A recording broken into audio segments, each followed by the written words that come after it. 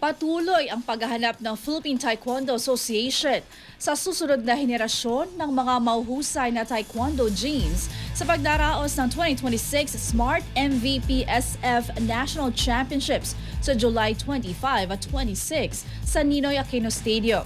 Inaasahan ng Philippine Taekwondo Association sa pamumuno ni Grandmaster Song Chun Hong ang makapal na bilang ng mga lalahok sa torneo habang patuloy na lumalakas ang interes ng mga Pinoy sa larangan ng taekwondo mula sa iba't ibang sektor ng lipunan. Magpapakitang gilas sa 2 araw na kompetisyon ang mga top genes mula sa mga chapter sa buong bansa, kasama ang mga standout mula sa UAAP, NCAA, Armed Forces of the Philippines at Philippine National Police.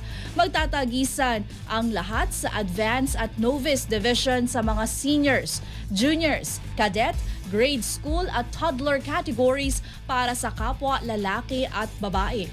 Upang mas mapaganda ang takbo ng mga laban, gagamitin muli ang KP&P protector and scoring system at ang instant video replay na makakatulong sa pagbawas ng mga crucial errors sa judging. Magsisimula ang elimination round alas 9 ng umaga kung saan tampok ang opening ceremony sa July 25.